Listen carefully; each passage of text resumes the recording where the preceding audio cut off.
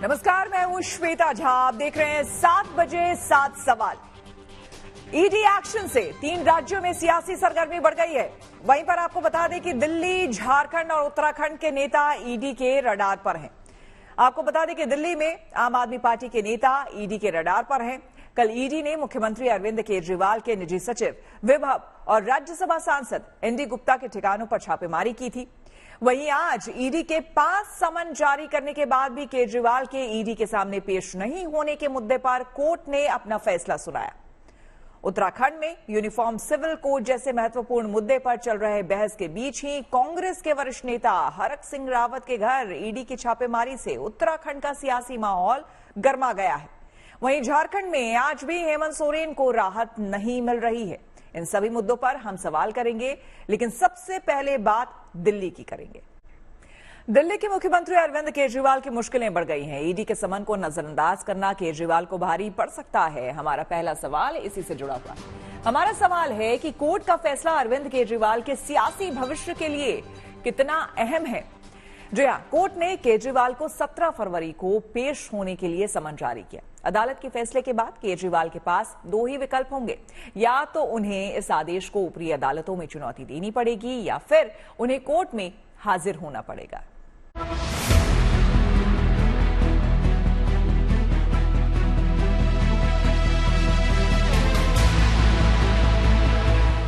दिल्ली के मुख्यमंत्री अरविंद केजरीवाल की मुश्किलें बढ़ गई हैं। ईडी के बाद उन्हें आज अदालत से भी झटका लगा है। दिल्ली शराब नीति घोटाले में जांच कर रही ईडी की शिकायत पर दिल्ली की एक कोर्ट ने केजरीवाल को समन भेजा है। कोर्ट ने केजरीवाल को 17 फरवरी को अदालत में पेश होने को कहा है। अदालत ने कहा कि पिछले 3 महीने में 5 बार समन होने के बावजूद अरविंद केजरीवाल पेश नहीं हुए पूछताछ के लिए, जांच में सहयोग करने के लिए। अदालत ने उनको सभी पक्षों की बातें सुनने के बाद अदालत ने ये कहा है, यानी ईडी की अर्जी पर अदालत ने साफ कहा है कि उन्हें 17 फरवरी को अदालत में पेश होना पड़ेगा। उधर अरविंद केजरीवाल और उनकी कानूनी सलाहकार टीम के सूत्रों का कहना है कि वो इस आदेश को सत्र अदालत में चुनौती देंगे। इससे पहले केंद्रीय जांच एजेंसी ने सीएम अरविंद केजरीवाल को 5 बार समन भेजकर पूछताछ के लिए ईडी के सामने पेश होने के लिए कहा था, लेकिन केजरीवाल ने इन समनों को राजनीति से प्रेरित बताकर ईडी के सामने पेश होने से इनकार कर दिया था। इसके बाद ईडी केजरीवाल के खिलाफ कोर्ट चली गई थी। अदालत में आज दोनों पक्षों की दलील सुनने के बाद आज शाम में 4 बजे राउज एवेन्यू कोर्ट में एसीएमएम दिव्या मल्होत्रा ने फैसला सुनाया। एसीएमएम दिव्या मल्होत्रा की कोर्ट में केस था और उन्होंने इनकी अर्जी, यानी ईडी की अर्जी पर यह कहा है कि समन किया है उनको 17 फरवरी को पेश होने का। 17 फरवरी को अदालत उनसे पूछेगी कि आप क्यों नहीं पेश हुए, आपकी दलीलें और सबूत क्या हैं। और इस पर अब ये देखना दिलचस्प होगा कि 17 फरवरी को अभी तक ये कहा जा रहा है कि इस आदेश को सत्र अदालत में चुनौती दी जाएगी। अरविंद केजरीवाल को सबसे पहले ईडी की तरफ से पिछले साल 2 नवंबर को समन भेजा गया। केजरीवाल पेशी पर नहीं पहुंचे। दलील दी गई कि वो 3 राज्यों में होने वाले चुनावों को लेकर व्यस्त हैं। इसके बाद केंद्रीय एजेंसी ने उन्हें दूसरी बार 21 दिसंबर को पूछताछ के लिए हाजिर होने को कहा, लेकिन विपक्ष सेना में जाने की बात कहकर वो पूछताछ के लिए नहीं पहुंचे। तीसरी बार उन्हें 3 जनवरी को ईडी के सामने पेश होने के लिए कहा गया, लेकिन केजरीवाल ने समन को गैर कानूनी ठहराते हुए एक बार फिर से ईडी के बुलावे को न कह दी। चौथा समन उनको 18 जनवरी को जारी किया गया था, लेकिन पिछले समन पर भी उन्होंने ईडी पर साजिश रचने का आरोप लगाया है और पूछताछ के लिए उपस्थित नहीं हुए। ईडी ने उन्हें 5वां समन 2 फरवरी को भेजा था, लेकिन 5वीं बार भी वो एजेंसी के सामने पेश नहीं हुए। माना जा रहा है कि अदालत के इस आदेश को अरविंद केजरीवाल ऊपरी अदालतों में चुनौती देंगे। 2 नवंबर को पहला समन किया था ईडी ने उनसे पूछताछ के लिए और उसके बाद से अब तक 5 समन हो गए। 5वें समन पर केजरीवाल न केवल गैर हाजिर रहे, बल्कि उनका यह कहना है कि समन ही गैर कानूनी है, उनको बुलाने का कोई अधिकार नहीं है। जो अधिकार बता रही है, जो आधार बता रही है ईडी, उस आधार को वो नकार रहे हैं। और उनका यह कहना है कि अब यह देखना दिलचस्प होगा कि 17 फरवरी को, उम्मीद तो यही है कि 17 फरवरी को भी पेश नहीं होंगे, क्योंकि उससे पहले वो इस पूरे समन को चुनौती दे देंगे सत्र अदालत में। और सत्र अदालत से भी अगर उनको कामयाबी नहीं मिली तो वो हाईकोर्ट जाएंगे। अरविंद केजरीवाल के कोर्ट में पेश होने के आदेश के बाद दिल्ली की सियासत में भी उबाल आ गया है। आम आदमी पार्टी ने जहां फैसले के पढ़ने के बाद ही आगे के विकल्पों पर विचार करने की बात कही है, वहीं बीजेपी ने इसे सच की जीत बताया है। जिस हिसाब से ईडी प्लानिंग कर रहा है, उसमें कोई प्रोफेशनलिज्म नहीं दिख रहा। केवल और केवल अपने राजनीतिक आकाओं के दिशा निर्देश के ऊपर ईडी ये तय कर रहा है कि आज किस विपक्षी नेता को उठाना है, आज किस विपक्षी नेता के ऊपर रेड करनी है। शराब घोटाले के चलते मैं फिर आज दोहरा देना चाहता हूं, अरविंद केजरीवाल जी लालू प्रसाद यादव के बाद सबसे लंबे समय जेल में रहने वाले व्यक्ति होंगे जो मुख्यमंत्री रहते हुए जेल में जाएंगे। शराब घोटाले में ही केजरीवाल के नंबर 2 रह चुके दिल्ली के पूर्व डिप्टी सीएम मनीष सिसोदिया और आप के राज्यसभा सांसद संजय सिंह जेल में हैं। ऐसे में अगर केजरीवाल भी ईडी के शिकंजे में फंस गए तो पार्टी को आने वाले चुनावों में नुकसान उठाना पड़ सकता है। संजय शर्मा के साथ bureau report, Delhi, good news today. कल ईडी ने आपके 2 नेताओं के घरों पर छापेमारी की। उनमें से एक नेता केजरीवाल के निजी सचिव हैं तो दूसरी पार्टी के कोषाध्यक्ष। ऐसे में हमारा दूसरा सवाल है कि आप नेताओं के ठिकाने पर ईडी रेड पर क्यों छिड़ा सियासी घमासान। जी हां, रेड के बाद आपने दावा किया है कि 16 घंटे की रेड में ईडी को कुछ भी नहीं मिला, जबकि बीजेपी ने आप पर जांच से भागने का आरोप लगाया है।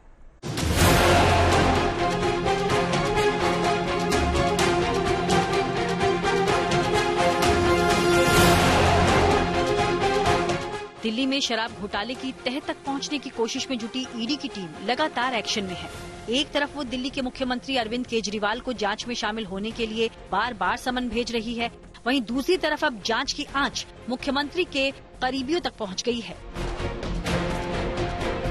मंगलवार को ईडी ने दिल्ली में 2 आप नेताओं के ठिकानों पर छापेमारी की। मनी लॉन्ड्रिंग से जुड़े मामले में ईडी ने सुबह 8 बजे से लेकर रात 10 बजे तक करीब 16 घंटे तक 10 से ज्यादा ठिकानों पर छापेमारी की, जिसमें अरविंद केजरीवाल के निजी सचिव विभव और आम आदमी पार्टी के ट्रेजरर और राज्यसभा सांसद एनडी गुप्ता का घर शामिल है। अपने निजी सचिव और पार्टी के ट्रेजरर के घर ईडी की छापेमारी से दिल्ली के मुख्यमंत्री अरविंद केजरीवाल भड़क गए और उन्होंने आरोप लगाया कि ईडी की सभी कार्रवाई राजनीतिक द्वेष से की जा रही है और ईडी के जरिए आम आदमी पार्टी को कुचलने का प्रयास हो रहा है। केजरीवाल ने सोशल मीडिया पर दावा किया कि ईडी की रेड में दोनों नेताओं के घर से कुछ भी बरामद नहीं हुआ। केजरीवाल के दावे के बाद आज आम आदमी पार्टी की तरफ से छापे के बाद का पंचनामा जारी हुआ। आम आदमी पार्टी नेता और दिल्ली सरकार में मंत्री आतिशी के अनुसार ईडी ने मुख्यमंत्री के निजी सचिव विभव के घर रेड के दौरान घर की तलाशी तक नहीं ली। कल की छापे में ईडी ये बताने को भी तैयार नहीं है कि वो छापा किस केस में मारने आई थी। मुख्यमंत्री के प्राइवेट सेक्रेटरी के घर में 16 घंटे छापा चला। उस 16 घंटे क्या हुआ? उस 16 घंटे में ईडी के अफसर विभव जी के ड्राइंग रूम में बैठे रहे। पूरी दुनिया में, पूरी मीडिया में तमाशा चलता रहा कि रेड चल रही है, रेड चल रही है, रेड चल रही है। आम आदमी पार्टी की तरफ से दावा किया गया कि ईडी को दोनों नेताओं के घर छापेमारी में कुछ बरामद नहीं हुआ और उन्होंने नेताओं के परिवार वालों के कुछ फोन जब्त करने के अलावा केवल कुछ मेल अकाउंट की जानकारी ही हासिल की है। ना कोई कागज देखे, ना कोई सर्च एंड सीजर किया, ना कोई पूछताछ करी। और 16 घंटे के बाद ये पंचनामा क्या दिखाता है? क्या ईडी वाले कुछ पैसा लेके गए? क्या ईडी वाले कुछ सोने के बिस्कुट लेके गए? क्या ईडी वाले प्रॉपर्टी के कागजात लेके गए? क्या ईडी वाले शेल कंपनीज के कागजात लेके गए? नहीं। 16 घंटे के छापे के बाद ईडी ने सबसे पहले क्या लिया? सीएम के पीएस के 2 जीमेल के अकाउंट्स का डाउनलोड लिया। आम आदमी पार्टी की तरफ से केंद्रीय जांच एजेंसी पर सनसनीखेज आरोप लगाने पर बीजेपी ने आम आदमी पार्टी को घेरा। पार्टी नेता हरीश खुराना ने कहा कि ऐसे आरोप लगाना आम आदमी पार्टी की पुरानी ट्रिक है और इससे पहले भी मनीष सिसोदिया और संजय सिंह के पक्ष में ऐसा ही दावा किया गया था। हर बार की तरह आज फिर आतिशी जी आई और एक सनसनी फैलाने की कोशिश करती रही कि ईडी को कुछ नहीं मिला। कुछ यही बातें उन्होंने जब मनीष सिसोदिया अरेस्ट हुए थे तब भी ये कहा था कि ईडी की रेड हुई है, इनको कुछ नहीं मिला, 1 रुपया नहीं मिला। जब संजय सिंह गिरफ्तार हुए तो यही बातें करी थी। आतिशी जी जो भी होगा वो ईडी जो है वो माननीय न्यायालय में बताएगा, आपको नहीं बताएगा क्या रिकवरी हुई है। अगर सब कुछ नहीं मिल रहा, आप पाक साफ हैं तो मनीष सिसोदिया की बेल 1 साल से क्यों नहीं, जरा इसका बता दें। बीजेपी के अनुसार ईडी को जो कुछ भी इन नेताओं के घर से मिला है उसके बारे में अदालत में चर्चा होगी। तथ्य जो हैं वो कोर्ट में पेश किए जाएंगे और आपको जो कुछ भी कहना है वो माननीय न्यायालय में कहिएगा, उसका जवाब न्यायालय देगा। कोर्ट और कानून अपना काम कर रहा है, उसको काम करने दीजिए। इस तरह की जो बातें फैला के कि हमें कुछ नहीं मिला, सनसनी फैलाने की कोशिश मत करिए, लोग अब आपकी बातों में नहीं आएंगे। आम आदमी पार्टी की दूसरी कतार के लगभग सभी नेताओं तक ईडी की जांच की आंच पहुंच चुकी है और सत्येंद्र जैन, मनीष सिसोदिया, संजय सिंह फिलहाल जेल में भी हैं। ऐसे में अगर ईडी का शिकंजा अरविंद केजरीवाल के करीबियों पर भी कसता है तो दिल्ली के मुख्यमंत्री की मुश्किलें बढ़ सकती हैं। Bureau report, good news today. ED के समन को अरविंद केजरीवाल गैर कानूनी बता रहे हैं और रद्दी की टोकरी में डालते रहे हैं, लेकिन इस बार कोर्ट ने उनको 17 फरवरी को पेश होने को कहा है। ऐसे में माना जा रहा है कि अरविंद केजरीवाल की मुश्किलें बढ़ने जा रही है। तो हमारा तीसरा सवाल इसी से जुड़ा हुआ है। हमारा सवाल है कि अगर केजरीवाल हुए गिरफ्तार तो चुनावों में कैसे होगा आपका बेड़ा पार। जी हाँ, इसके बारे में और ज्यादा जानकारी दे रहे हैं हमारे संवाददाता। आने वाले 6 से 8 महीने आम आदमी पार्टी के लिए बहुत ही क्रूशियल माने जा रहे हैं।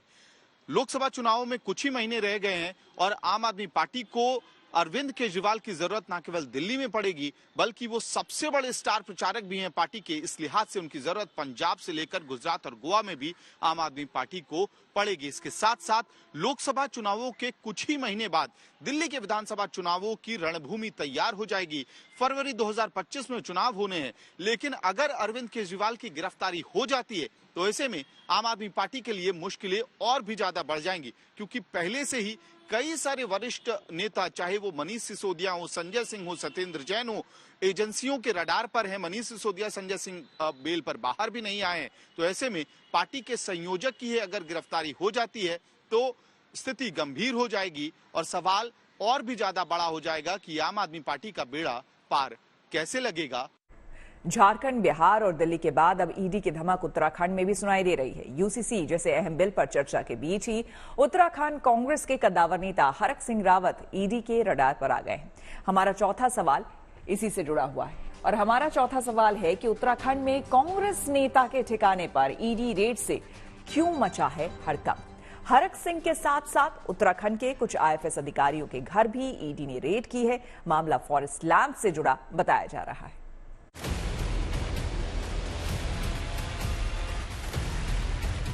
देश भर में ईडी के छापों से सियासी पारा चढ़ा हुआ है। अब उत्तराखंड भी इसकी जद में आ गया है।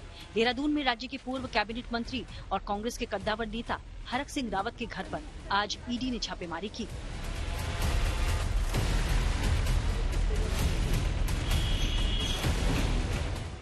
आज सुबह देहरादून की डिफेंस कॉलोनी में हरक सिंह रावत के आवास पर ईडी की टीम पहुंची। हरक सिंह के साथ उनके कुछ करीबी भी जांच एजेंसी के रडार पर हैं। कहा जा रहा है सुबह से ईडी यहां पहुंच चुकी है और हरक सिंह रावत और उनका परिवार यहीं मौजूद है। इसके साथ साथ दूसरे क्षेत्रों में भी जो हरक सिंह रावत के घर हैं, ऑफिसेस हैं, मेडिकल कॉलेज है, उसमें भी ठिकानों की पर छापे की खबर आ रही है और ईडी सुबह से यहीं मौजूद है और पूरे एरिया को देखा जा सकता है। यहाँ तक कि जो सोसाइटी है वहां पर भी बाहर बैरिकेडिंग लगा दी गई है। ईडी की ये छापेमारी 2 अलग अलग मामलों में चल रही है। एक मामला फॉरेस्ट लैंड स्कैम से जुड़ा है, जबकि दूसरा एक अन्य जमीन घोटाला है। रावत 2019 से 20 के बीच भाजपा सरकार में वन मंत्री थे। अनुशासनहीनता के आरोप में बीजेपी ने उन्हें पार्टी से निष्कासित करते हुए कैबिनेट मंत्री पद से बर्खास्त कर दिया था। इसके बाद 2022 में वो कांग्रेस में शामिल हो गए। बीजेपी सरकार में राज्य के वन मंत्री के रूप में रावत के कार्यकाल के दौरान रावत और उनके कुछ विभागीय अधिकारियों पर टाइगर सफारी परियोजना के तहत कॉर्बेट पार्क के पाखरो रेंज में अवैध पेड़ काटने और निर्माण में शामिल होने से संबंधित गंभीर आरोप लगे थे। आपको बता दें कि अगस्त 2023 में विजिलेंस डिपार्टमेंट ने भी हरक सिंह के खिलाफ कार्रवाई की थी। विजिलेंस के छापे हरक सिंह रावत के मेडिकल कॉलेज और उनके घर पर पड़े थे और कॉर्बेट नेशनल पार्क में जिस तरह से हाई कोर्ट के द्वारा भी सीबीआई इंक्वायरी को दिया गया है और उसके अलावा जो जांच चल रही है उससे जुड़े मामलों के तार जो हैं उसको भी ईडी खंगाल रही है। इससे पहले ईडी ने वन अधिकारियों की लिस्ट भी मांगी थी जो कि स्कैम में इन्वॉल्व हैं और इसके बाद पूर्व वन मंत्री, जब ये वन मंत्री थे उस बीच क्या क्या स्कैम्स हुए हैं, क्या क्या घोटाले हुए हैं, उसको लेकर भी ईडी जो है जांच करती हुई आज उत्तराखंड में दाखिल हुई है। भारतीय वन सर्वेक्षण यानी FSI ने अपनी रिपोर्ट में दावा किया था कि पाखरो बाघ सफारी के लिए 163 पेड़ों की अनुमति की जगह कॉर्बेट टाइगर रिजर्व में 6000 से ज्यादा पेड़ अवैध रूप से काटे गए थे। सूत्रों के मुताबिक प्रवर्तन निदेशालय हरक सिंह रावत से जुड़े वन घोटाला मामले में दिल्ली, चंडीगढ़ और उत्तराखंड के कई स्थानों पर छापेमारी कर रहा है। वो दूसरे दलों में जो नेतृत्व करने की क्षमता रखते हैं उनको ईडी की डर से, इनकम टैक्स की डर से डराना चाह रहे हैं। चाहे वो कांग्रेस के बड़े नेता हों, चाहे वो आम आदमी के केजरीवाल क्यों न हो, चाहे और लालू प्रसाद यादव जी के बेटे क्यों न हो, चाहे महाराष्ट्र की बात क्यों न हो, वो डराना दबाना वो कच्चा देश का नेतृत्व खत्म हो। इसके अलावा आज हरिद्वार में भी ईडी की सरगर्मी देखी गई। पूर्व IFS किशन चंद के नंद बिहार कॉलोनी स्थित घर पर भी ईडी ने रेड मारी। बताया जा रहा है कि आय से ज्यादा संपत्ति अर्जित करने के मामले में ईडी द्वारा ये कार्रवाई की जा रही है। अब तक ईडी की जो गर्मी झारखंड और दिल्ली में महसूस की जा रही थी, अब उसकी जांच की आंच उत्तराखंड तक भी पहुंच गई। देहरादून से अंकित शर्मा के साथ bureau report, good news today. Uttarakhand विधानसभा एक ऐसे बिल पर चर्चा कर रहा है जिसे आगे चलकर कुछ और राज्यों में लागू किया जा सकता है, लेकिन इसी बीच में वहां कांग्रेस के कद्दावर नेता के घर पर ईडी के पहुंचने से राज्य का सियासी माहौल गरमा गया है। तो हमारा पांचवा सवाल इसी से जुड़ा हुआ है। हमारा सवाल है कि यूसीसी बिल पर चर्चा के दौरान ईडी एक्शन से कैसे चढ़ा देवभूमि का सियासी पारा। इसके बारे में ज्यादा जानकारी दे रहे हैं देहरादून से हमारे संवाददाता अंकित शर्मा। उत्तराखंड में आज यूसीसी से पहले ईडी की एंट्री हुई है, जहां एक तरफ देश और प्रदेश यूसीसी का बेसब्री से इंतजार कर रहा है, वहीं आज ईडी की पहली बार उत्तराखंड में एंट्री से राजनीतिक गलियारों में हड़कंप मच गया। और जिस तरह से आज सुबह से ईडी के छापेमारी जारी है, उस तरह से उत्तराखंड की जो सियासत का पारा है वो गरमा गया है। वजह है कि ईडी ने आज तड़के पूर्व कैबिनेट मंत्री हरक सिंह रावत के 16 ठिकानों पे छापेमारी की और ईडी सुबह से अभी तक जो है उनके ठिकानों पर जमी हुई है। लगातार जो है दस्तावेज ईडी के हाथ लगे हैं। इसके साथ साथ पूर्व IFS अधिकारी किशन चंद और IFS अधिकारी सुशांत पटनायक के घर पर भी छापेमारी हुई है, जिसमें कई कागजात और कैश बरामदगी की भी खबरें आ रही हैं। जमीन घोटाले में ईडी की कस्टडी में मौजूद झारखंड के पूर्व मुख्यमंत्री हेमंत सोरेन को आज भी राहत नहीं मिल सकी। आज कोर्ट में ईडी ने उनकी और 7 दिन की कस्टडी की मांग की, जिसके बाद कोर्ट ने हेमंत की कस्टडी 5 दिनों के लिए बढ़ा दी है। हमारा छठा सवाल इसी से जुड़ा हुआ है और हमारा सवाल है कि हेमंत सोरेन केस में कोर्ट में सुनवाई पर क्या फैसला हुआ, कोर्ट में क्या क्या हुआ, इसके बारे में विस्तार से बता रहे हैं झारखंड के महाधिवक्ता राजीव रंजन। एनफोर्समेंट डायरेक्टरेट ने 7 डेज का रिमांड के लिए प्रे किया था। उनको 5 दिन का रिमांड मिला है। हमारे वेहमेंटली ऑब्जेक्शन के बावजूद भी हमने ये कहा कि उनका रिमांड का कोई केस नहीं बनता है, क्योंकि ऑलरेडी वो 8 घंटे 20 तारीख और 24 तारीख को हमसे इन्वेस्टिगेशन कर चुके हैं इस सिलसिले में। और इस 5 दिन के रिमांड में भी 120 घंटे होते हैं। इन्होंने ऑलरेडी इस पे इन्वेस्टिगेशन कर लिया, लेकिन आज के उनके पिटीशन में बहुत सारी बातें ऐसी लिखी हुई हैं जो उस प्रेडिकेट ऑफेंस से कंसर्न नहीं है, कोई कनेक्शन नहीं है उस 8.5 एकड़ जमीन के बारे में। फिर भी वो जो डिफरेंट चैट्स हैं, जो पिछले किसी अन्य लोगों के साथ चैट हैं, जो जमीन के कागज से कोई संबंध नहीं रखते हैं, उसका हवाला देते हुए उन्होंने फर्दर रिमांड के लिए प्रे किया था। ईडी के जांच के घेरे में कई क्षेत्रीय दलों के नेता हैं। हेमंत, केजरीवाल, तेजस्वी सब घोटाले के आरोप में ईडी के जाल में फंसे हुए हैं। लोकसभा चुनाव से पहले इन नेताओं पर एक्शन से चुनाव में विपक्षी गठबंधन की उम्मीदों को झटका लग सकता है। इसी से जुड़ा हमारा 7वां और आखिरी सवाल है। हमारा सवाल है कि ईडी एक्शन इंडिया गठबंधन के लिए कितनी बड़ी चुनौती है। इस पर ज्यादा जानकारी दे रहे हैं हमारे संवाददाता अमित भारद्वाज। झारखंड, बिहार से लेकर दिल्ली तक एनफोर्समेंट डायरेक्टरेट एक्शन मोड पर दिखाई दे रहा है। जहां झारखंड में जेएमएम के डिफेक्टो हेड हेमंत सोरेन की गिरफ्तारी हुई, तो वहीं बिहार में तेजस्वी यादव ईडी की रडार पर हैं। दिल्ली में पहले से ही आम आदमी पार्टी के शीर्ष नेतृत्व पर एनफोर्समेंट डायरेक्टरेट की जांच चल रही है। मनीष सिसोदिया, संजय सिंह जैसे नेता पहले से जेल में हैं, तो अब अरविंद केजरीवाल को भी कोर्ट में पेश होने का समन जारी हो गया है। ऐसे में सवाल ये उठता है कि लोकसभा चुनावों के पहले ईडी के इस एक्शन से इंडिया गठबंधन के लिए क्या मुश्किलें बढ़ती जा रही हैं। ये सवाल इसलिए भी उठ रहे हैं क्योंकि जिस तरह से क्षेत्रीय दलों पर ही इंडिया गठबंधन की कहीं ना कहीं नींव टिकी हुई है, और अगर क्षेत्रीय दलों के जो बड़े नेता हैं, जो बिग फेसेस हैं, चाहे वो हेमंत सोरेन हो, तेजस्वी यादव हो, अरविंद केजरीवाल हो, अगर इनकी गिरफ्तारी हो जाती है तो फिर कैंपेन से लेकर चुनावी रणनीति इंडिया ब्लॉक के लिए कौन बनाएगा, कैसे इस रणनीति को एग्जीक्यूट किया जाएगा, ये तमाम जो पॉलिसी है, स्ट्रैटेजी है, उस पर ही बड़ा सवाल खड़ा हो जाता है।